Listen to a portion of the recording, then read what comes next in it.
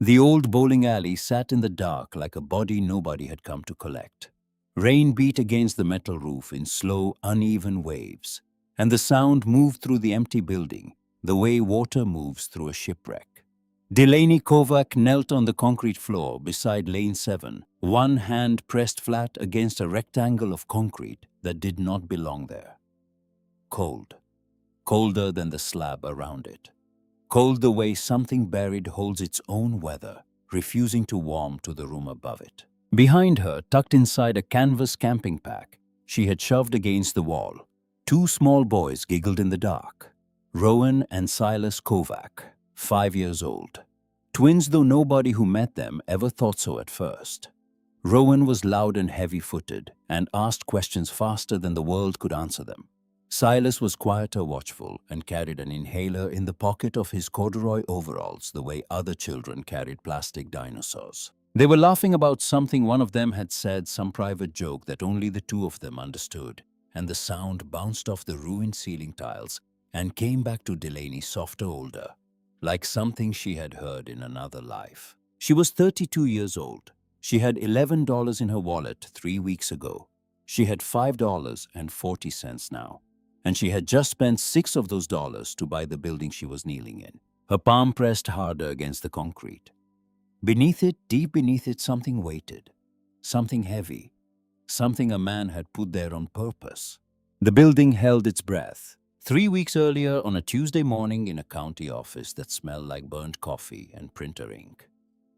A woman with a plastic name tag reading Nadine had slid a manila folder across a laminated desk and told Delaney Kovac she had 30 days. 30 days, Nadine said. She did not look up. That's how long the state gives you before we open a case with Child Protective Services. If you don't have a permanent address by then, I have to file. It's not a threat, it's procedure. Delaney sat in a molded plastic chair with one leg shorter than the other 3. The chair rocked every time she moved. Silas sat in her lap with his small hand curled around the strap of her purse. Rowan sat on the floor at her feet, building a fortress out of the leg of the desk and a broken pencil he had found on the linoleum. I understand, Delaney said. Do you have family in the area? Number. Anywhere. Number. Nadine looked up for the first time. She was in her 50s, tired in the way small-town caseworkers are always tired, and the folder in her hands was thinner than a takeout menu. She looked at the twins. She looked at Delaney. Something moved behind her expression, and it was not pity. It was recognition. She had seen this shape of woman before. She would see it again next Tuesday. There are shelter listings on the back page of your resource packet, Nadine said. Delaney stood. Silas shifted against her hip. Rowan reached up without looking, and her free hand found his the way it always did, automatic, the muscle memory of a mother who had been alone for a long time. Thank you, she said. She walked down a hallway lit by fluorescent tubes that buzzed and flickered. The building smelled like floor cleaner and microwave popcorn, and the particular stillness of a place where no room belonged to anyone. She had grown up in buildings that smelled like this. She had promised herself at 17 that her children never would. Outside, the March air cut through her jacket. She buckled the twins into the back seat of a 2003 Honda Civic with a cracked windshield and a driver's side door that only opened from the outside. She sat behind the wheel for a long time without turning the key. Her husband had left 2 years ago, 3 months after Silas was diagnosed. He had said the words carefully, the way men say things they have practiced in the mirror. He had said them, and then he had gotten in his truck and driven to a town in Kentucky, and he had not answered his phone since. Delaney had stopped calling after the 23rd try. She kept the number in her contacts because Rowan sometimes asked, and she did not know how to tell a 5-year-old that his father had subtracted himself from the equation of their lives. She worked nights at a warehouse loading pallets onto a conveyor belt. The pay was $17 an hour, and the shifts were 10 hours long. And she paid a woman named Louise across the hall to sleep on her couch and listen for the twins. 2 weeks ago, Louise's son had gotten a job in Toledo, and Louise had moved out on a Thursday. And by Friday, the landlord had told Delaney the building was being sold, and she had 30 days to vacate. 30 days had become 14. 14 had become 5. And then there was no more apartment. And there was the Honda. And there was the parking lot behind a Walmart off Route 22 where a security guard named Ronnie let her park overnight because he had a granddaughter Silas's age. She cooked ramen on a camping stove she balanced on the hood. She washed the boys' faces in the Walmart bathroom before dawn. She read them stories from the back seat, one book they had brought, and 2 library books she had checked out on a card that would expire when they moved her file to CPS. Rowan had asked her on the 4th night when they were going to have a house again. He had asked it the way 5-year-olds ask questions without cruelty, expecting an answer. She had not been able to give him one. She had grown up in 5 foster homes. Her mother, Cora Kovac, had left her at the age of 3 on the linoleum floor of a bowling alley in a town Delaney had never been able to find on a map. The state had picked her up. The state had passed her around. The last placement had ended 6 weeks before her 18th birthday, when the foster mother had needed the room for her sister's daughter. And Delaney had packed her things in 20 minutes because she had gotten fast at it. Everything she had learned about buildings she had learned from a man named Earl Ramsey. He had been her second foster father, a handyman in his 60s who had lost his own son in a car accident and had put Delaney to work every weekend stripping wallpaper and hauling drywall and mixing mortar in a plastic bucket in the garage. He had died of a stroke on a Sunday morning when she was 12, and she had cried for a week in a way she had never cried for her own mother. Because Earl had been the first person in her life who had taught her something, with the assumption that she would still be around next weekend to use it. He had taught her to read a room before she entered it, to put her hand on a wall and feel for damp, to tell newer concrete from older by temperature alone, to notice which floorboards had been replaced and which had been there since the building went up. She had not known at 12 that she was learning to survive. She had not known at 32 that Earl Ramsey had also been teaching her how to find things that had been hidden. The flyer was pinned to a corkboard outside the Ashford Falls Town Hall, half covered by a notice for a missing dog named Biscuit and a laminated advertisement for a church rummage sale. Delaney had walked past it twice before she stopped. County tax lien sale. Saturday, 10 in the morning. 9 properties listed, each with a minimum bid printed beside it. Most were vacant lots or condemned houses. Her eyes moved down the list without interest until they reached the last line. Former Marinos Lanes Bowling Center, Route 22. Minimum bid $6. She read it 3 times. She stood in the cold with the wind pulling at her hair and read it 3 times. And by the 3rd reading, her hands had gone still at her sides, because Route 22 was the address on the intake report the state had given her when she turned 18. The single sheet of paper from a hospital in a town she had never heard of, describing a 3-year-old girl found alone on the floor of a bowling alley. Mother did not return to the premises. No emergency contact on file. Route 22. The building where her mother had left her 29 years ago was being sold on Saturday morning for $6. She looked down at Silas, asleep in the stroller with his cheek pressed against the safety strap. She looked at Rowan, who had wandered over to a bench and was picking at the peeling paint on the armrest. She looked back at the flyer. $6 would leave her with $5 and a building she could not heat, could not light, could not explain.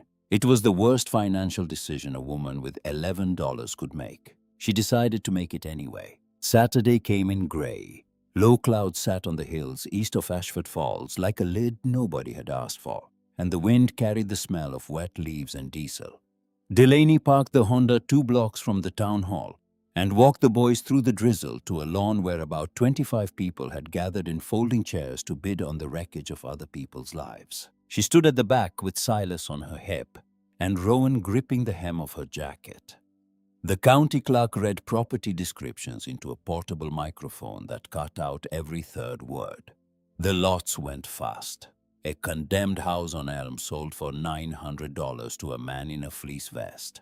A vacant lot near the railroad tracks brought $400 from a woman on her phone who seemed to be buying it as a favor to someone on the other end of the line. The bidders were local. They knew each other. They waved and nodded and raised their paddles with the ease of people spending money they would not miss. The bowling alley came up last. Property 9, the clerk said. His voice sounded tired.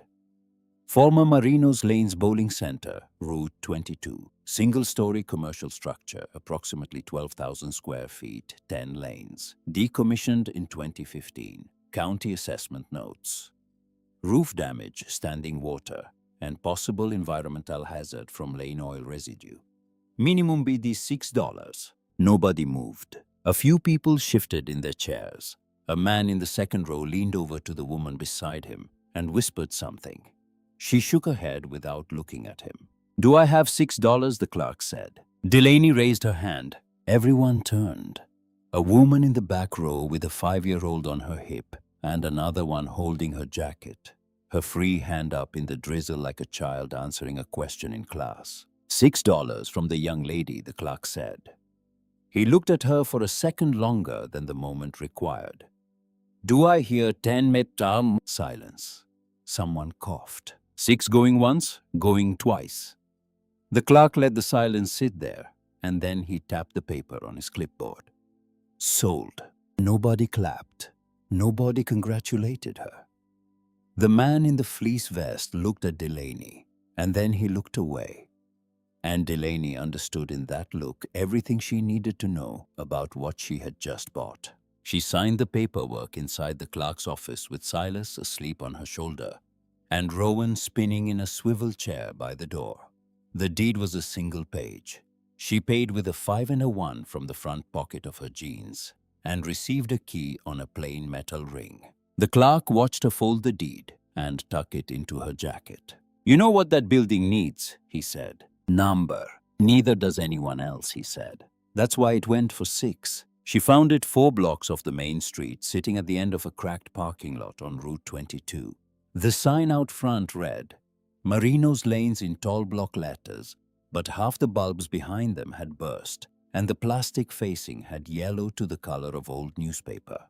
One side of the front glass was shattered. The metal roof above the entrance had buckled and curled upward at the corner, like a page someone had started to turn and then forgotten about. Delaney stood in the parking lot with the key in her hand and looked at it. "This is our house," Rowan said. He said it the way 5-year-olds say things when they are trying to be brave. "For now," she said. She put the key in the front door. It stuck. She leaned her shoulder into the frame and turned harder, and the lock gave and the door swung inward and the smell came out first. Mildew, standing water, and something older underneath both. Old lane oil. A thick mineral heaviness that stuck to the back of the throat. Silas coughed. She lifted him higher on her hip and stepped inside. The front counter stretched across the entrance. Behind it, a wall of empty shoe cubbies, each one numbered 200 slots holding nothing. A cash register sat on the counter with its drawer open. Overhead ceiling tiles sagged in long rows, some already collapsed onto the floor in wet heaps. Scoring monitors hung from brackets above each lane's screens, dark and cracked. Plastic chairs lined the concourse behind the lanes, still arranged in rows, still facing forward. Covered in a layer of dust so thick it looked like gray fabric. 10 bowling lanes stretched from the concourse into the darkness at the far end of the building. Rowan let go of her jacket. "Don't run," she said. He ran. His sneakers slapped on the concrete and echoed off the ceiling. And Silas twisted in her arms to watch him, and Delaney felt something loosen in her chest that had been tight for so long she had forgotten it was there. Her son was running in a building she owned. Her son was running. She set Silas down carefully and let him walk beside her. She followed Rowan slowly, letting her eyes adjust, letting her hands do what Earl had taught them to do. She touched the walls as she passed. Brick on 3 sides, cinder block on the 4th. She looked up at the steel beams overhead. Surface rust, nothing worse. The concrete foundation under the lane beds was level and sound. The building was not dying. The building had been left alone. She walked the lanes, 1 through 6. The maple wood was buckled and water-stained, but the damage was even the kind of damage that came from a slow leak in a roof and no one to notice. Lane 8 through 10, the same. Warped boards pooled water near the gutters. Nothing unusual. Lane 7 was different. The maple flooring had split apart in the center. Not warped like the others. Broken. Pushed upward from below as though something underneath had expanded or shifted. Through the gap in the wood she could see the concrete below, and the concrete at Lane 7 did not match the rest. It was newer, smoother. A poured section roughly 2 feet by 3 feet with edges that did not blend into the original slab. She knelt beside the gap. Rowan came up behind her. "What is it?" "Nothing," she said. "Go check on your brother." He went. She heard his footsteps recede back towards Silas, who was standing at Lane 4, turning in a slow circle with his mouth open, looking up at the ceiling. Yeah. She pressed her palm flat against the newer concrete. It was cold, colder than the slab around it. She knocked with her knuckle. In the center, solid and dense. But near the left edge, the sound changed. A dull, muted thud. Metal underneath concrete. Something was buried under Lane 7. She stood up slowly. Her knees ached. She looked down the length of the lane toward the pin deck machinery sitting dead and silent in the shadows. And the wind moved through the shattered front window and hummed against the scoring monitors. And the building was quiet.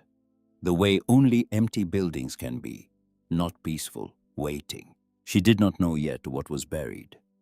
She did not know that a man named Salvatore Marino had knelt in this same spot in 1990, in a room lit by a single work lamp with a bag of money and a metal tube of gold coins, and a heart full of fear he could not name out loud. She did not know that he had poured the concrete himself at 3 in the morning, with his wife asleep in a house 6 blocks away, believing he was buying her a future she would never have to ask for. She did not know any of that yet. She only knew the concrete was cold. That evening she cleared a section of the concourse near the front counter.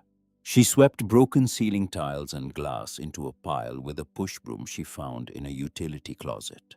She unrolled 2 child-sized sleeping bags on the cleanest stretch of floor she could find, between lanes 3 and 4, where the overhead beams still held a full row of intact ceiling panels. Rowan hugged a plastic fire truck against his chest and would not put it down, even when she pulled the sleeping bag up under his chin. Silas took 2 puffs of his inhaler and lay on his back staring at the steel beams overhead with his eyes wide open. "Mama," he said. "Yeah, baby. Is this a real house?" She looked at him. She looked at the ceiling. She looked at Rowan already half asleep with the fire truck clutched to his ribs. "It's going to be," she said. She waited until they were both asleep.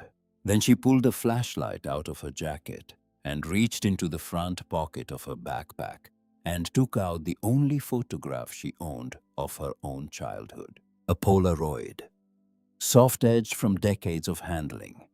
A little girl, maybe 3, sitting on a linoleum floor in a shirt that hung past her knees. One hand wrapped around a red plastic bowling pin, the kind sold at toy stores. Behind her, out of focus, a row of bowling lanes stretched into fluorescent light. She had carried it in every foster home.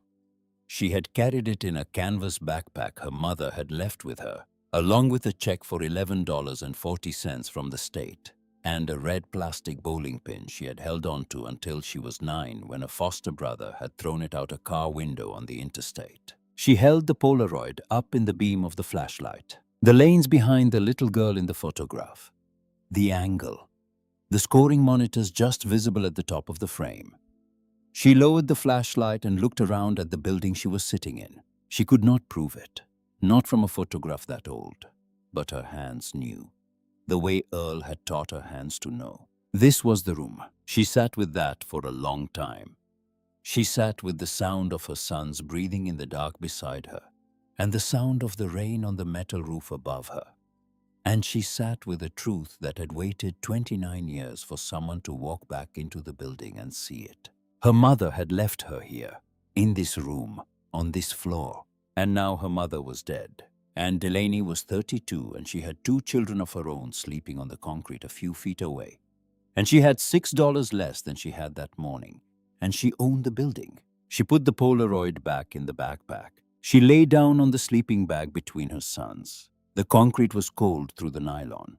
Silas whimpered in his sleep and turned toward her, and she pulled him against her chest and held him there. And Rowan on her other side rolled over and pressed his forehead into her shoulder blade. The building settled around them.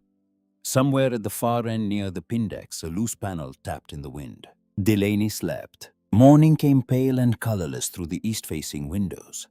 Delaney woke to Silas already sitting up beside her, his small hand patting her cheek.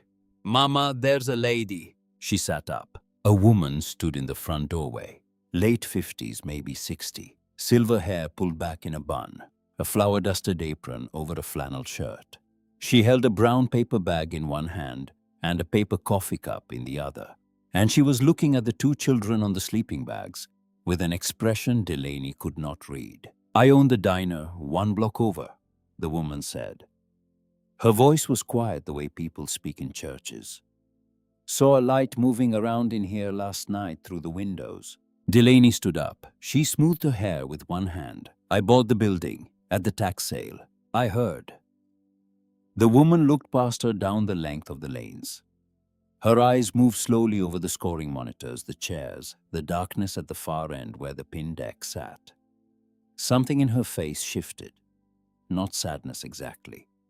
Memory. "I'm Bernadette. Everyone calls me Bernie. Bernie Doyle." She held out the paper bag. "Ham and cheese on white for the little ones. Turkey and Swiss on rye for you. Coffee's black." Delaney took the bag. Her breath caught in her chest. "Delaney Kovac." Bernie's eyes came back to hers and stayed there for a moment. "Kovac," she said. The name sat in her mouth for a second, and Delaney could not tell if the woman was tasting it or trying to remember something. Then Bernie looked down at Silas, who had pushed himself to his feet and was standing beside Delaney's leg with his inhaler clutched in his fist.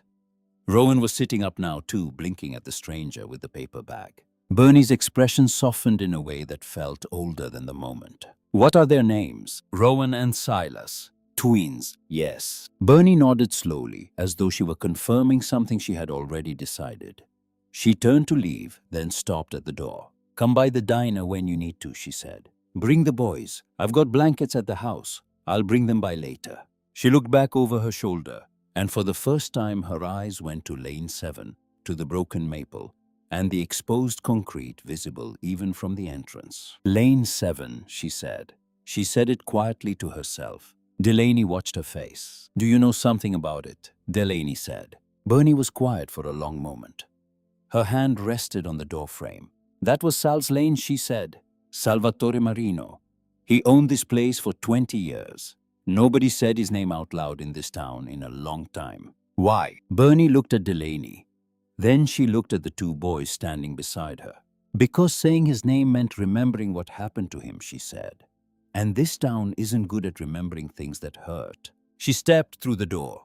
Delaney stood in the entrance with the paper bag in her hand and watched Bernie Doyle walk across the parking lot toward the diner 1 block over. She stood there until the woman was out of sight. Then she turned around and looked at Lane 7. The broken maple, the exposed concrete, the rectangle of newer pour that her hand had known was wrong the moment she touched it. Sal's lane. Rowan tugged at her jacket. "Mama, can we eat?" She looked down at him. She looked at Silas, who had wrapped both arms around her leg and was leaning his weight against her. "Yeah, baby," she said. "Let's eat." She sat down on the concourse between her sons and unpacked the sandwiches. Bernie had wrapped them in wax paper and tied them with string. She had cut the crusts off the boys' sandwiches. There was a small container of apple slices at the bottom of the bag that Delaney had not seen at first, and beneath that, folded flat against the paper, a $50 bill. Delaney sat very still for a moment. She did not know Bernie Doyle. Bernie Doyle did not know her. But somewhere in a house 6 blocks away, 35 years ago, a man named Salvatore Marino had knelt beside Lane 7 at 3 in the morning with a bag of money he was hiding from the government he no longer trusted. He had believed he was buying his wife a future. He had died before he could tell her where he had buried it. And now his lane was broken open, and a woman with 2 children was eating a sandwich on the floor of the building he had loved. And the town that had forgotten his name was starting in ways nobody had planned to remember. Delaney did not know any of this yet. She only knew that the sandwich was fresh, and that her sons were laughing about the apple slices, and that a stranger had left her $50 in a paper bag without expecting to be thanked. She would not let herself cry in front of the boys. She waited until they finished eating. She waited until Rowan wandered off to explore the back of the building, and Silas curled up on the sleeping bag with the empty wax paper still in his hand. Then she walked to the far end of the concourse past the Pindex into the shadow of a cinder block wall where no one could see her. She pressed both palms against the brick. She breathed. The building held her weight without moving. Somewhere behind Lane 7, deep in concrete, a man had poured in the middle of the night. Something waited that had been waiting for 35 years. Delaney did not know it yet, but she would find it, and it would change everything. She found the sledgehammer at Wade Harlan's hardware store on a Monday morning. The shop sat on the corner across from the diner, a narrow brick building with a hand-painted sign that had been repainted so many times the edges had thickened into ridges. A radio played country music at low volume inside. The shelves ran floor-to-ceiling tools and fasteners and cans of stain arranged in a system that only made sense to the person who had built it. Wade stood behind the register, late 50s broad across the shoulders, hands that had done work for decades. Reading glasses sat on his forehead. He looked up when Delaney came in with Silas on her hip and Rowan clutching the hem of her jacket. "Help you. I need a sledgehammer," she said, "and a cold chisel." He came around the counter and led her down an aisle. He pulled a 12-pound sledge from the rack and handed it to her. She turned it in her hands. She checked the price tag. $35. "I have 5, she said. She did not see the point in pretending otherwise. Wade looked at her. Then he looked through the front window toward the bowling alley across the street. He was quiet for a few seconds. He looked at the boy on her hip and the other boy hiding behind her leg, and then he looked back at the sledgehammer. "Take it," he said. "Bring it back when you're done. I can't pay. I didn't ask you to." He walked back to the counter. He stopped at a small refrigerator near the register and pulled out a paper bag. He set it beside the chisels. "Sandwich," he said. "My wife makes extra." Delaney looked at the bag. 2 meals from strangers in 2 days. "Don't thank me," Wade said. "Just bring the tools back." He held out his hand across the counter. "Wade Harlan." She shook it. "Delaney." She carried the sledgehammer across the street with the sandwich bag tucked under her arm and Silas riding on her hip. Rowan ran ahead into the open front door of the bowling alley, and by the time she caught up, he had already climbed onto one of the plastic chairs and was pretending to bowl an invisible ball down lane 4. She set the food at the front counter. She strapped Silas into the umbrella stroller Bernie had brought over the night before, with 2 wool blankets and a bag of second-hand toys. She parked the stroller in a patch of morning sun at the edge of the concourse. Then she walked to lane 7 and picked up the sledgehammer. She swung it in short arcs controlled the way Earl had taught her to break drywall before hauling it out. The wood split and splintered. Lane oil trapped in the grain for decades released a thick mineral smell that hung in the still air. Rowan stopped bowling his invisible ball and came to stand near her, watching wide-eyed. "Stay back," she said. He stayed back. She worked the maple boards up in pieces. Under the wood, the concrete lay exposed. The rectangular patch was clearer now, roughly 2 feet by 3 feet smoother than the surrounding slab, slightly lighter in color. She switched to the cold chisel, held it at a low angle against the edge of the patch, and hit it with the sledge. Concrete chipped. She worked her way along the perimeter, striking every few inches. The edges were thinner than the center. Sweat ran down her back. Her palms blistered against the chisel handle.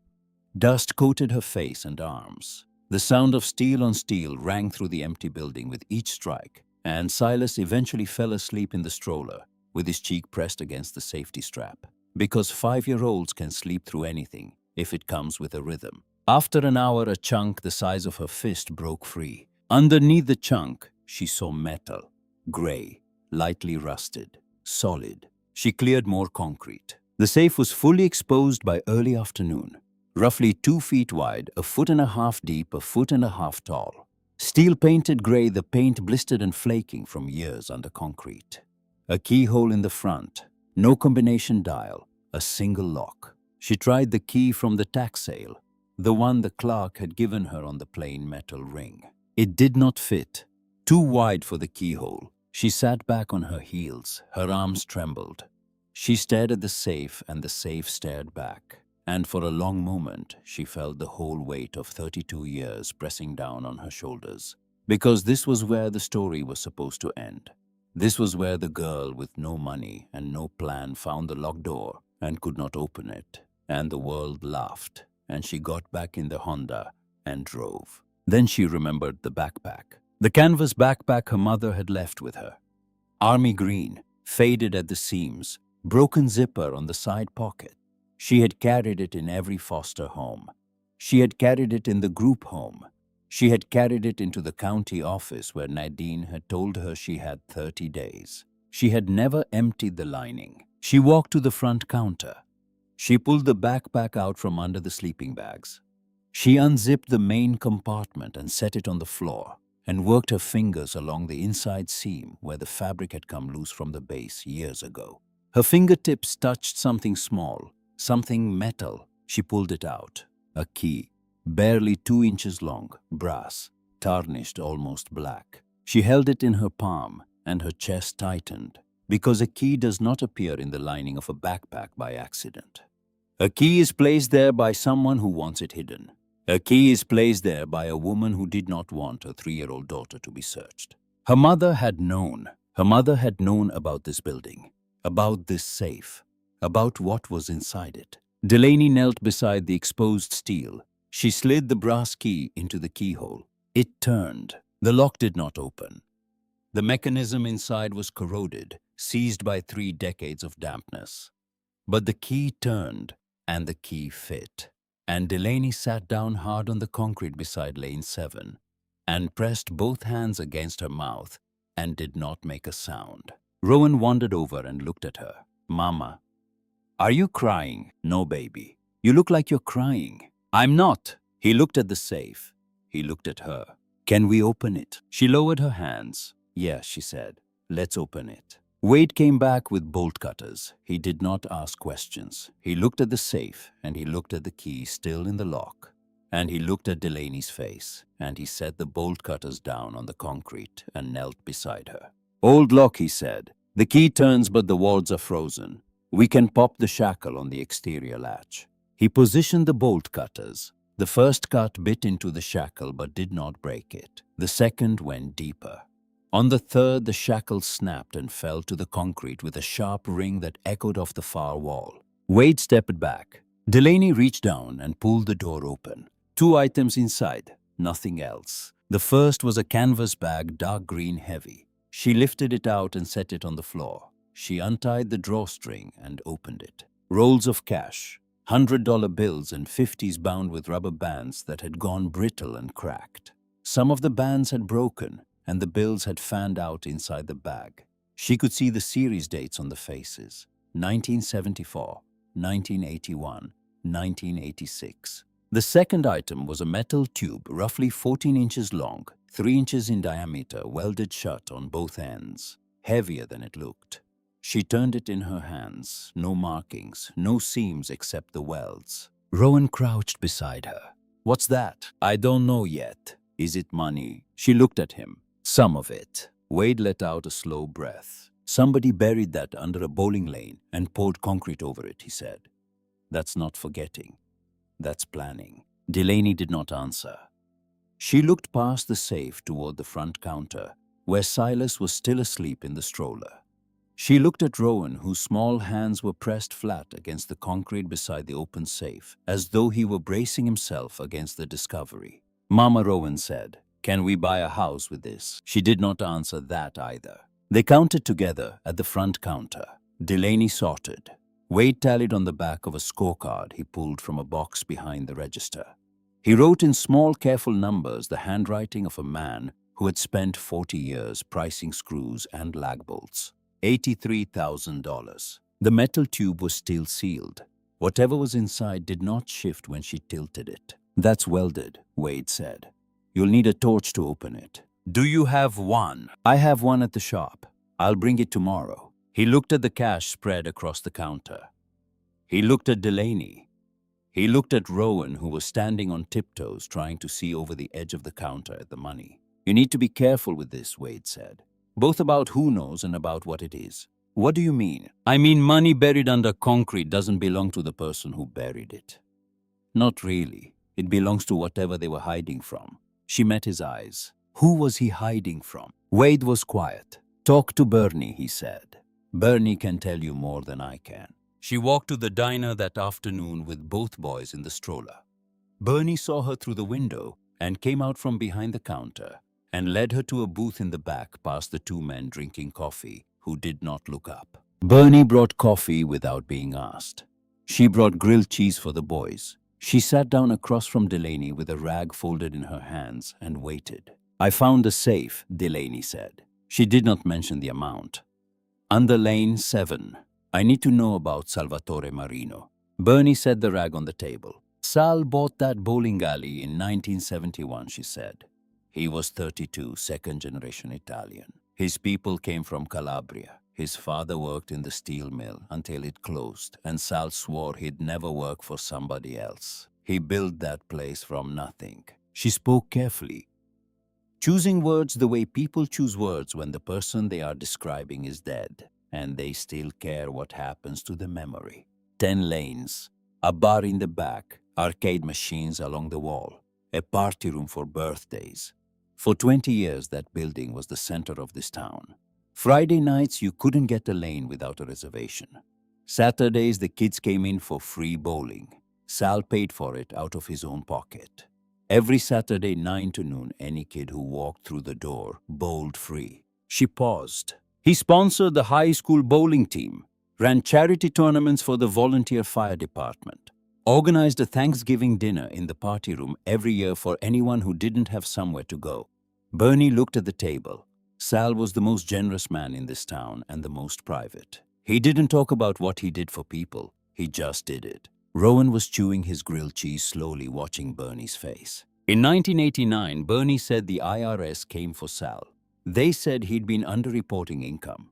Sal denied it, said his books were clean. The investigation went on for 2 years. Lawyers, accountants, auditors going through every receipt he'd kept since the day he opened. Sal wouldn't settle. He said settling meant admitting he'd done something wrong. She poured herself a cup of coffee and held it without drinking. In 1991, 3 weeks before the case was supposed to go to court, Sal had a heart attack. 52 years old. He died in the bowling alley late at night by himself. The cleaning crew found him the next morning. She set the coffee down. On lane 7. Delaney did not move. After Sal passed, Bernie said his wife Adele tried to keep the place going. But the IRS didn't stop just because Sal did. They froze every account. Adele couldn't pay the electric bill, couldn't pay the staff. She kept it open another 4 years, mostly with women she hired one at a time, women who needed the work. She closed the doors in 1995. "What happened to her?" Delaney asked. "She's alive, 84 years old. She lives at the assisted care facility over in Ridgemont, about 20 minutes east." Bernie's voice dropped. "She lost the house paying Sal's tax penalties. Sold the car. Sold everything. The IRS took $120,000 from her over 7 years. Penalties, interest, fees. She moved in with her daughter for a while, but her daughter passed in 2012. Adele's been at Ridgemont ever since." She looked at Delaney across the booth. "She hasn't spoken Sal's name in years, but if you found something he left behind in that building, she'd want to know." Delaney was quiet. "Bernie," she said, "what did the women Adele hired do?" Bernie looked at her carefully. "Tended the bar, cleaned the lanes, ran the counter. Do you remember any of their names?" Bernie held the coffee cup in both hands. "Summer. Do you remember a woman named Cora Kovac?" The diner was quiet. The two men at the counter had stopped talking. Bernie set her coffee down very slowly. "Yes," she said, "I remember Cora." Wade came the next morning with the welding torch in the bed of his truck. He carried it inside without being asked and set it on the concourse floor near lane 7. He did not say much. He put on welding gloves, handed Delaney a pair of safety glasses, and knelt beside the metal tube on the counter where she had left it the night before. The torch lit with a low hiss. Wade held the blue flame against the welded seam at one end of the tube and worked it slowly along the edge. The metal glowed orange, then white. Sparks dropped onto the counter and died. The smell of hot steel filled the front of the building. It took 8 minutes. The weld gave way. Wade twisted the cap free with the gloves. He tilted the tube. A small cloth bag slid out onto the counter. Dark fabric heavy for its size. Delaney picked it up. She loosened the drawstring. Gold. 30 coins, each about the size of a silver dollar, but heavier, much heavier. They spilled across the counter in a dull yellow pile. No shine, no sparkle. Just the dense flat color of old metal that had been sealed in the dark for decades. Wade picked one up and held it near the window where the morning light came through. He turned it between his fingers. On one side, a man's profile. On the other, a Springbok midleap. Kruger runs, he said. South African gold. My father collected them. He weighed one in his palm. 1 troy ounce each, 22 karat. These are worth somewhere between $2,300 and $2,500 a piece right now. Depends on condition and the spot price. He set the coin down. That's about $70,000. Delaney did the math without speaking. $83,000 in cash, $70,000 in gold. $153,000 buried under a bowling alley in a town of 3,200 people. She sat down on a stool behind the counter. Wade watched her for a moment. Then he picked up another coin. My father had 6 of these, he said.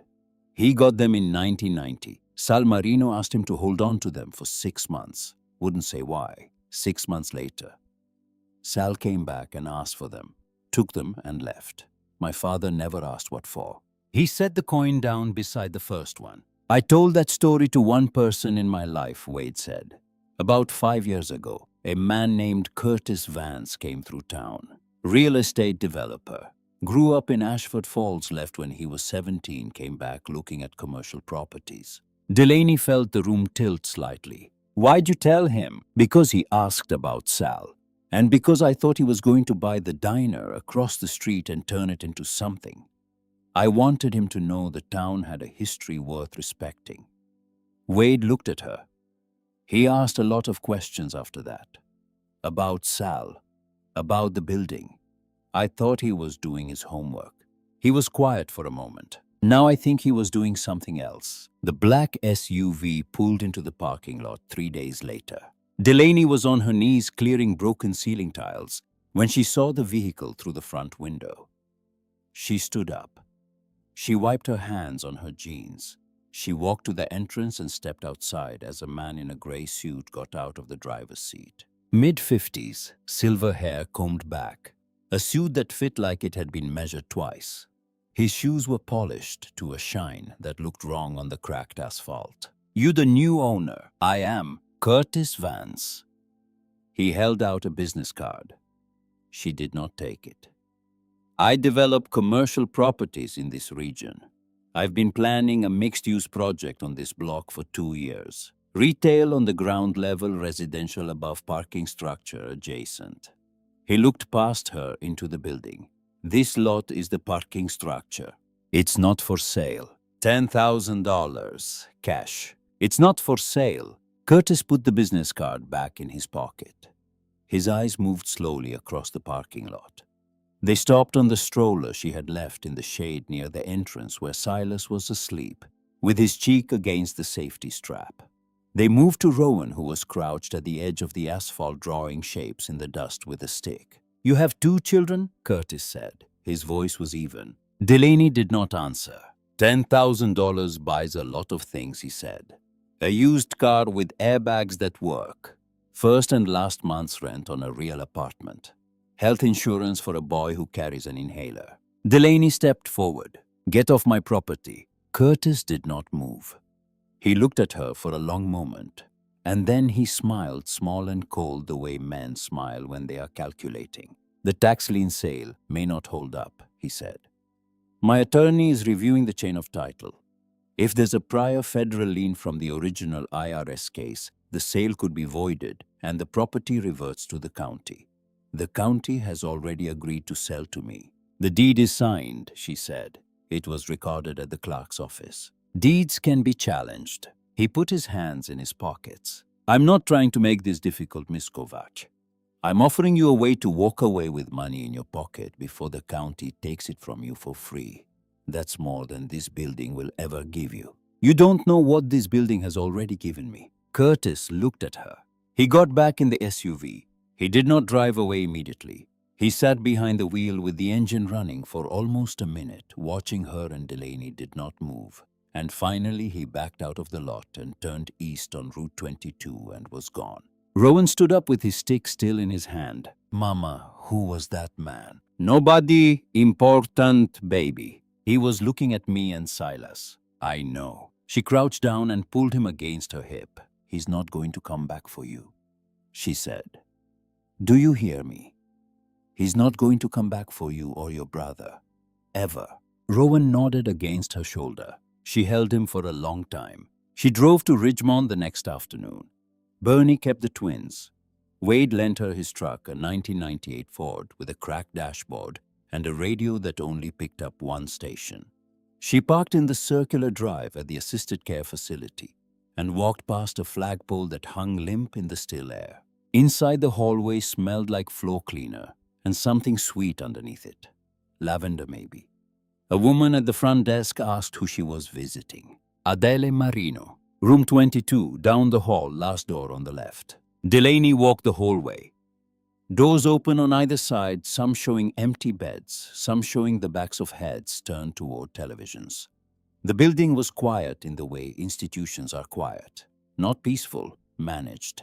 Room 22, the door was open halfway. She knocked on the frame. A woman sat in a chair beside the window, looking out at the parking lot. Small, thin white hair cut short. Her hands rested on the arms of the chair, and even from the doorway Delaney could see the slight tremor in her fingers. But when she turned her head, her eyes were sharp, blue behind wire-framed glasses, alert, taking the measure of whoever was standing in her doorway. My name is Delaney Kovac, she said. I bought the bowling alley at the tax sale last week. Adele Marino looked at her. The tremor in her hands stopped. Kovac Adele Sayed. She was silent for a long moment. Then she stood up slowly, one hand on the arm of the chair and the other reaching for a cane leaning against the nightstand. Sit down, she said. I have something to show you. Delaney sat in a wooden chair against the wall. Adele walked to a small dresser at the foot of the bed. She opened the bottom drawer. She pulled out a photo album with a cracked leather cover, and she carried it back to her chair, and she held it in her lap for a moment without opening it. Then she looked up at Delaney. How old are you? 32. Your mother, Adele said. Was her name Cora? Delaney's throat closed on the answer for a second before she could push it out. Yes. Adele opened the album. She turned pages slowly past faded snapshots of a young man and a young woman standing arm in arm in front of a bowling alley with a bright hold sign behind them. Past pictures of birthday parties and Christmas trees and a teenage girl in a graduation gown. Near the middle of the album, she stopped. She turned the album around and held it out to Delaney. The photograph was small. It had been taken behind a bar. A woman in her late 20s stood beside a cash register, one hand resting on her rounded belly, the other holding a bar rag. She was smiling at whoever was holding the camera. A tired private smile, and behind her above the shelves of liquor bottles a small wooden sign read, Marino's Lanes. Delaney's mother, 6 months pregnant, standing behind the bar of a bowling alley in Ashford Falls, Ohio. 1993, Adele said quietly. She came looking for work after Sal died. Nobody else in town would hire her. She wasn't from here. She had a duffel bag and no address. I gave her the job. I gave her the keys. Delaney could not lift her eyes from the photograph. Your mother knew about the safe, Adele said. Delaney did look up then. Adele was watching her carefully, and her old blue eyes had softened, and her voice when she spoke again was the voice of a woman who had been waiting a very long time to tell someone something. She never took $1 of it, Adele said. She could have. She had the keys to the whole building for 2 years. She knew Sal had hidden something. He told her near the end. He asked her to help him with something he never got to finish. Delaney's chest ached. What did he ask her? Adele closed the photo album gently and set it on her lap. That, she said, is what you came here to find out. Adele opened the album again. She turned 2 more pages. She stopped at a photograph Delaney had not seen the first time. A little girl, maybe 2.5 years old, sitting on the floor of a bowling alley. A shirt that hung past her knees. One small hand wrapped around a red plastic bowling pin. Delaney knew the picture before she registered what she was seeing. She had a copy of it in her backpack, soft-edged, carried in 5 foster homes, the only image she owned of her own childhood. "You have this," she said. Her voice was not her own. "Sal gave a red pin like that to every child who came in on Saturday mornings," Adele said. "He kept a case of them behind the counter. When your mother started working here, I gave her one for you. She wasn't showing yet, but she was so proud of you already." Adele closed the album on her lap. Cora came back one more time after she stopped working here. Late in 1997. She had you with her. Adele looked at the window. The building was closed by then. I'd locked it up 2 years earlier. But she still had a key. Why did she come back? I don't know. I only know she came and she left without you. And whatever she was thinking that day, she thought she was doing the right thing. Because she left you in the only room in her life where anyone had ever been kind to her. Delaney sat with that. She sat with a mother who had left her on a bowling alley floor 29 years ago, and who might have believed in whatever broken shape her grief was in that day that she was leaving her daughter somewhere safe. Adele reached across the small space between them and took Delaney's hand. "Sal made your mother a promise before he died," Adele said. "I don't know what it was. He never told me. He hid a lot of things from me at the end. He hid them because he was afraid, not because he didn't love me." Her fingers tightened. "But I think what you found under Lane 7 is the answer to that promise. And I think you were meant to find it." Delaney drove back to Ashford Falls in Wade's truck, with the sun setting behind her.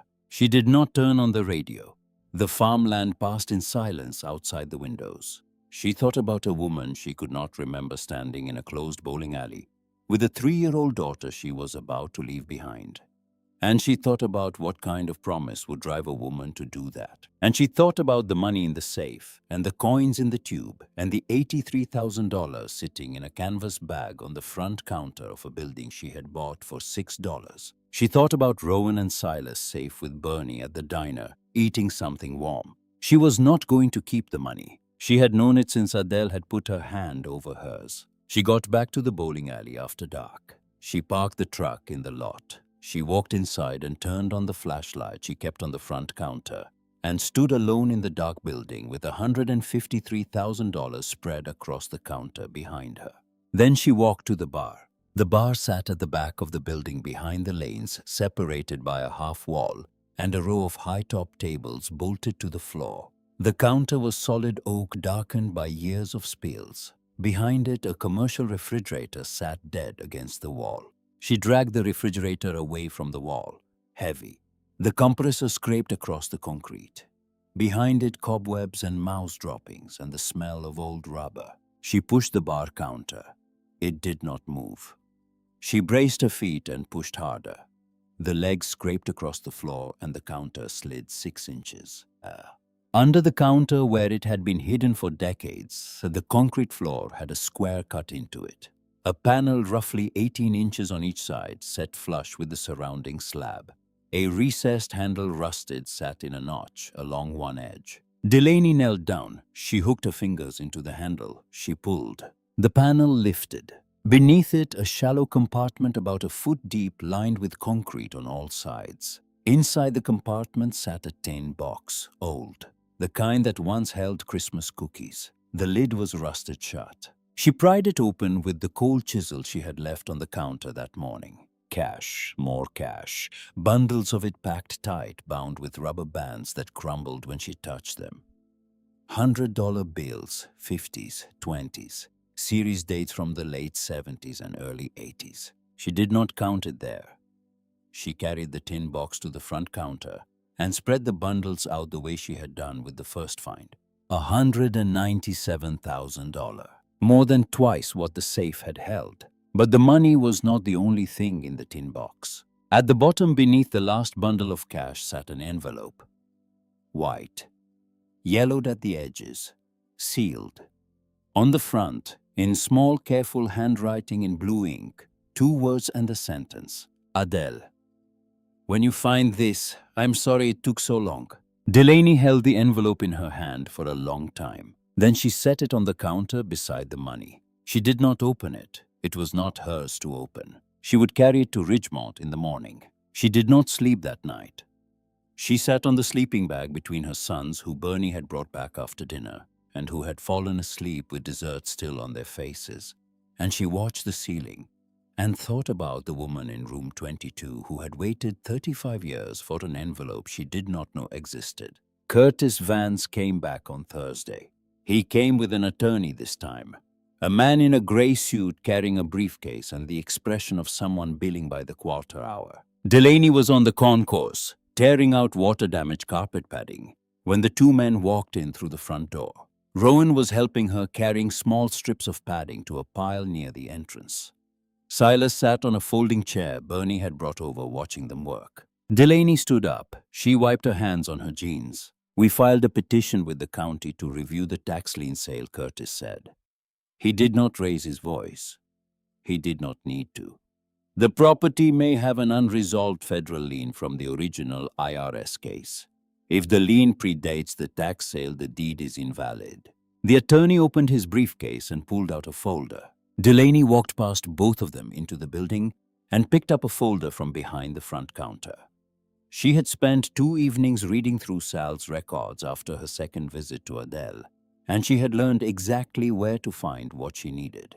She walked back and set the folder on the hood of Curtis's SUV. The IRS closed the case against Salvatore Marino in 1998, she said. Adele Marino paid $120,000 in penalties, and the lien was released. It's recorded with the county. There is no outstanding federal claim on this property. The tax lien sale was valid. The deed is clean. The attorney took the folder. He read the documents. He turned pages. He checked dates. Delaney reached into the folder and pulled out a second set of papers. Sal's personal ledger. A notebook with a leather cover filled with handwritten entries in blue ink. Dates, names, dollar amounts. Sal kept records of every donation he made to this town, she said. She turned the pages slowly. Free bowling for kids every Saturday. Sponsorship for the high school bowling team. Fundraisers for the volunteer fire department. Thanksgiving dinner for anyone who didn't have a place to go. She stopped at a page near the middle of the notebook. August 1986. Paid tuition first semester.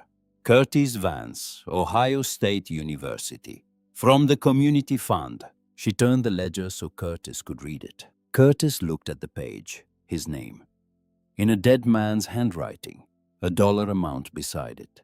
A date that matched his first semester of college. He read it once. He read it again. The scholarship he had always assumed came from the school. The attorney closed the folder on the hood. I'll file a withdrawal on the petition, he said to no one in particular. He walked back to his car. Curtis did not move.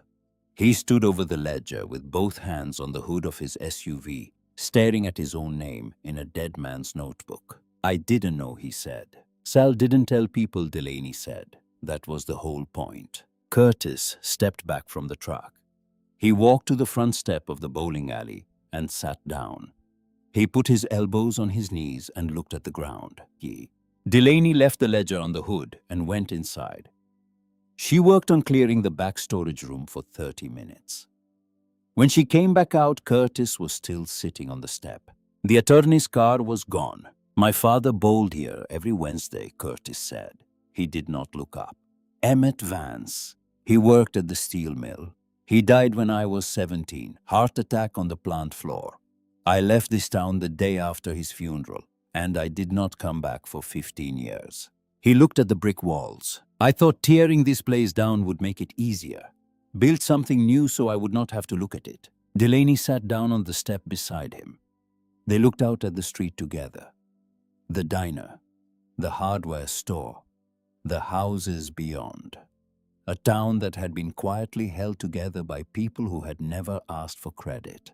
The people this town forgot, Delaney said, are the ones who kept it standing. Curtis was quiet for a long time. Then he said, "What are you going to do with this place?" She looked over her shoulder at the bowling alley, the open door, the lanes stretching into the dark, the building that a man had filled with secrets, and a town had filled with memories, and a woman with $6 had bought because she had nowhere else to go. "I'm going to fix it," she said, "and I'm going to give the money back to the woman it was hidden for." Curtis did not answer for a long time. Then he stood up. He walked to his SUV. He drove away. The next morning, Delaney drove to Richmond with the envelope on the passenger seat. She did not play the radio. The farmland passed in silence outside the windows. Adele was in the same chair by the same window. She looked up when Delaney came in, and her eyes went to the envelope before Delaney said a word. "I found something else," Delaney said. "Under the bar. This was with it. It's from Sal." She held the envelope out. Adele looked at the handwriting on the front. Her hand came up from the armrest and reached for it. Then it stopped. Her fingers were trembling. Not the slight tremor from before. Something deeper. She took the envelope in both hands. "Adele, when you find this, I'm sorry it took so long." She ran her thumb across the ink. The wax seal had yellowed but was still intact. She turned the envelope over. She held it against her chest for a moment with her eyes closed. Then she opened it. She unfolded the pages and read in silence. 2 sheets handwritten front and back. Blue ink. The same careful lettering as the name on the front. Delaney sat still and watched Adele's eyes move across the words. The older woman's lips pressed together. Her jaw tightened. She read slowly. When she finished the second page, she went back to the first and read it again. Then she set the pages on her lap and looked at Delaney. "Can I read it to you?" she said. Delaney nodded. Adele picked up the letter. She began. "Dear Adele, I don't know when you will find this. I hope it is soon. I hope it is not too late for it to matter. I hid the money because I was afraid, not of the IRS, of losing you, of watching you lose the house, the car, the life we built together. I thought if I put enough away hidden somewhere nobody could reach it, you would be safe no matter what happened to me. I was wrong. I should have told you. I should have trusted you to face it with me the way you faced everything else in our life. Instead, I made a decision alone, and I left you alone with a debt and a bowling alley full of secrets. That is not protection. That is cowardice dressed up as love. I chose lane 7 because that is where you bowled your first strike. November 16th, 1972. You screamed so loud the couple on lane 3 spilled their beer. I thought if I was going to hide something important, it should be under the place where you were happiest." Adele stopped. She looked out the window. A car pulled into the parking lot below and parked. A woman got out carrying flowers. Adele watched her walk inside and then she looked back at the letter. "Adele, the money is not the gift. The bowling alley is. Every Friday night we spend there. Every birthday party. Every kid who learned to bowl on our lanes. That was the life we built. I'm sorry I could not protect it better. I'm sorry I could not protect you." Adele's voice was steady. She read the way a woman reads who has waited a long time to hear what she's saying. "If someone finds this letter, I hope they bring it to you. You deserve to know. I never stopped thinking about you, even under the floor. Sal." Adele folded the letter. She sat quietly for a long moment. Then she said, "There is a second page. He wrote it a week later and stapled it to the back. I didn't read it to you." She unfolded a smaller sheet from behind the first 2. "Adele, if someone else finds this letter before you do, please let them keep enough of what is buried to start over.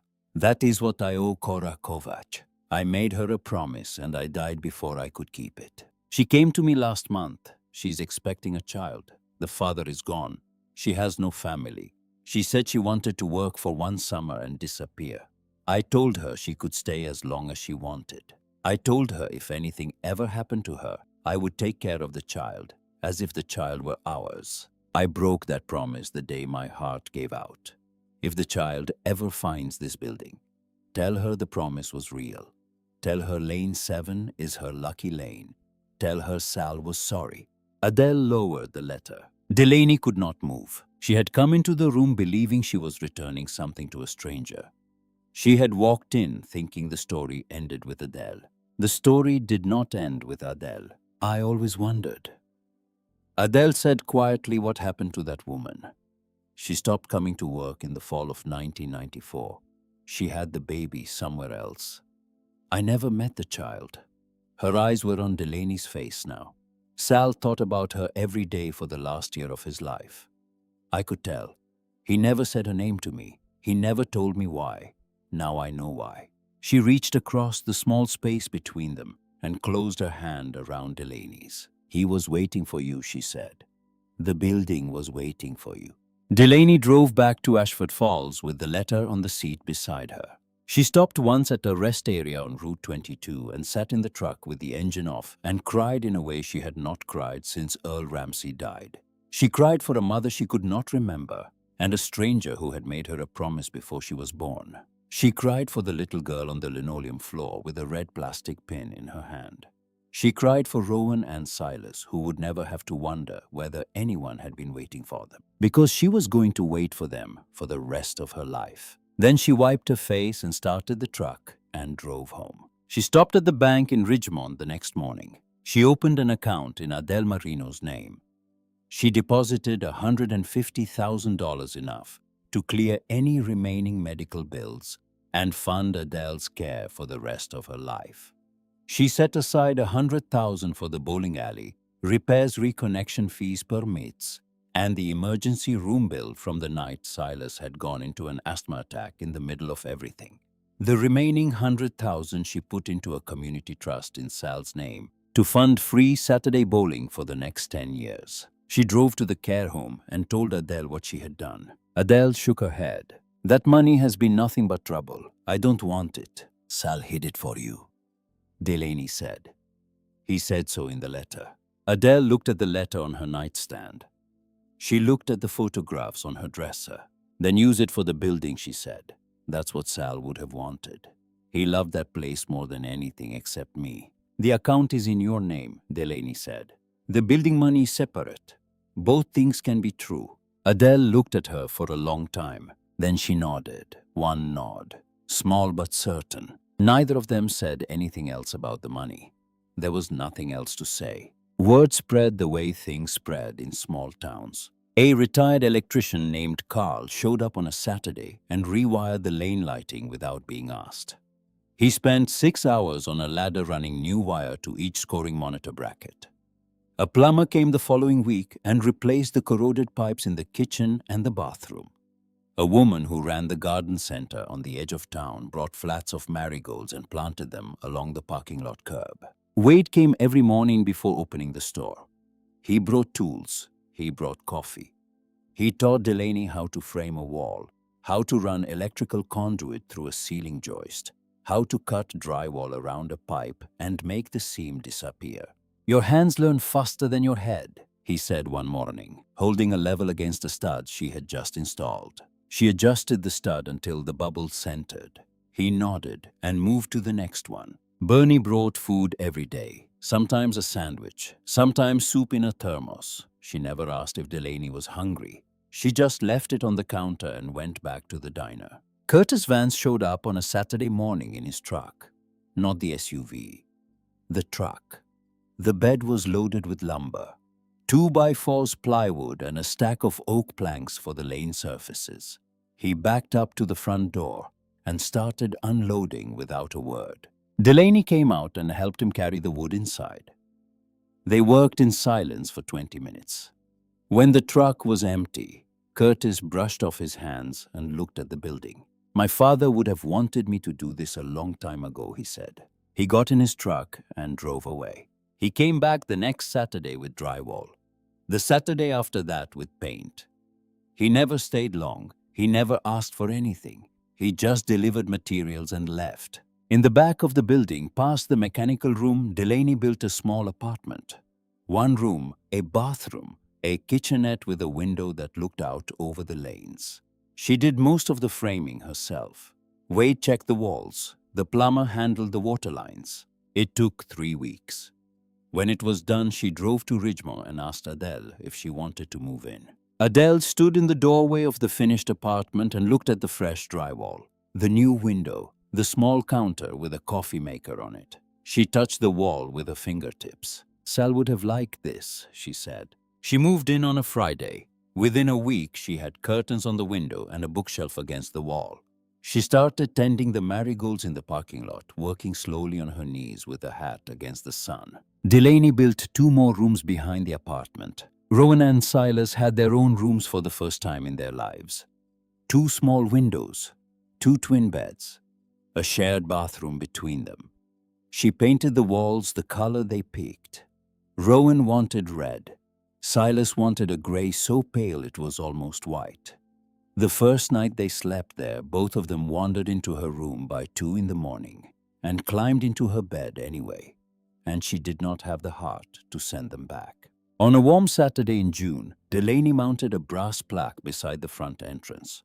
She had it made at a shop in the next county. The plaque read, Marino's Lanes, established 1971 by Salvatore Marino, reopened by Delaney Kovacs.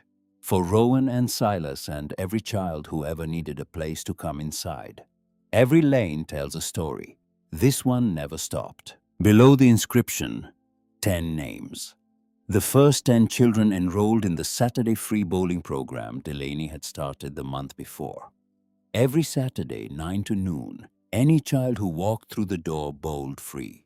About 60 people gathered on the parking lot for the reopening. Bernie stood near the front with a cooler of lemonade. Wade leaned against his truck with his arms folded. Curtis stood at the edge of the crowd in work clothes, not a suit. Adele sat in a folding chair near the entrance with a blanket across her lap. Rowan and Silas ran between the plastic chairs on the concourse, sliding on the new maple in their socks. Adele asked to speak. Delaney helped her to the front. She stood with one hand on her cane and the other on the brick wall beside the plaque. Most of you knew Sal, she said. Some of you bowled here every Friday. Some of you had birthday parties in the back room. Some of your children learned to keep score on those monitors hanging from the ceiling. She paused. Sal built this place for the town. He made mistakes. He was afraid. But he loved this building. And he loved this town. And he loved me even when he could not say it out loud. She looked at Delaney. A girl none of us knew found what Sal left behind and brought it back to us. Her name is Delaney Kovacs. And I think Sal would say she bowled a perfect game. The applause was quiet, respectful, not celebratory. The sound of people recognizing something that had been in front of them the whole time. Delaney did not say anything. She stood beside the plaque with her hand on the wall and let the moment exist. That evening, after everyone had gone home and the folding chairs were stacked against the wall, she turned on the lane lights. The overhead fluorescence went dark and the lane lights came up in their place. Warm amber strips set into the floor on either side of each lane, glowing softly against the new maple. The scoring monitors lit blue above each pair of lanes. Neon trim along the bar counter pulsed a low red. The building looked different when it was lit this way. Not a ruin, not a project. A place where people came to throw a heavy ball at 10 pins and feel for an hour or two like nothing else mattered. Adele came out of her apartment and stood at the edge of the concourse. She looked down the lanes. She did not say anything. She just watched the light. Rowan tugged at Delaney's sleeve. He was holding something behind his back. Mama, I found this. He held it out. A red plastic bowling pin, small enough for a child's hand, slightly faded, a single scratch across the base. Delaney knelt down slowly. She took the pin from her. She turned it in her hands. It was the same one Sal had once handed out 35 years ago. The same one Cora Kovacs had once given to a 2-year-old girl on a When I was young, She had I spotted chased it the a week earlier horizon. in a box of old Certain scorecards peace was waiting and there. something in her chest. I thought the storms were wrong turns She had taken, and She had every not told the burden boys. was unfair. And now Rowan had found So it I on spent her. years fighting the mountains, cursing every Where was it, she asked, winding though she road. In the Never box with the seeing scorecards, that Rowan the said, struggle "Can I bowl with was the it?" She looked thing at that Silas, made standing me beside his grow. brother, with his The inhaler. eagle learns within Which the lane, she wind. asked? The 7. oak grows strong beneath said. the snow. He And said it every without thinking the soul way that's children worth think. becoming must walk where harder paths may go. 7 has the ball. The road was never meant to be Silas took a puff from his The inhaler storm and was slid it into never his pocket. meant to "Can I go pass. too, Mom?" The waves were not "Yeah, there baby," to she stop said. me. "You go They first." were there She to lifted teach me Silas into her. how to laugh. She carried him Every to trial is Rowan. part of the Rowan followed journey. with the red wing. Every scar becomes The glass a panel she had guide. set The into the mountain is not in my way. The mountain is the Beneath reason the glass, the for the empty climb. concrete wall. She set Silas down on the side. She helped Rowan hold a small rubber ball. "Ready," she said. He nodded. He let the ball go. It rolled I've known slowly. loss that left me broken. I've known fear that stole my breath. I've hit known the front of nights the so pin. cold and The pin endless I snapped. could A strike. barely take Rowan one turned step. around with his hand. Yet every wound Silas became a laughed away the teacher. Every failure left a mark, and every valley that I walked through placed another star within the Adele from the dark. edge of the The concrete river was doesn't fight the canyon. Delaney It stood on learns to lane 7 carve with red its plastic way ahead. What seems and a both of her wall sons to those who fear it becomes looked a down the path length for of the those who building. tread. The building was Was full. never meant Late to that be night, after going inside, The storm was never And meant Adele to had gone pass. back. The waves were not there to stop me. They were there to teach Delaney me climbed the how steel to ladder, last. Every trial is part of the journey. The roof was Every thick, scar gravel and concrete. becomes a guide. She walked to the The front edge and mountain sat is down. not in my way. The The town mountain spread is out the below. reason for Main the Street climb. The houses beyond the yellow. For the climb. The sky had gone from orange to purple. One day I She reached stopped into the asking why me and started The little girl on the asking linoleum floor, what can I 3 years learn old, the moment one hand I clutching a red embrace plastic the hose. fire. The Behind fire her, out of lost focus, its a row of power to lamps burn stretching for every She set challenge it on the ledge holds a beside a gift. photograph she had found. Though hidden from the eye, the Sal obstacle Adele and standing destination arm in arm in front of the bowling alley on Oakland Road. were never Both smiling, the separate sign or behind this them, time. bright and whole. The road was never meant to be easy. The storm child was who had been never left meant to end. couple The who had battles built were not something sent to and break me. They were sent to below them save both the the man bowling I am. Those Every who trial is part of the Lane journey. Lane 7 sealed with a window in the floor. Two small The boys. mountain is not in my way. The Home is mountain not is a the place you reason live. I can Home is not a rise. Home is a place where someone puts So something when the thunder finds me again, and dark clouds gather in the sky, Delaney leaned back. I'll greet them like old companions. The building held steady. Because From somewhere inside, a they thin felt, belong knocked loose by the settling of a floor, the that had remembered how to journey hold people again, and the sound echoed through a room that was no longer empty. The lanes were lit. The door was open. Her sons were home.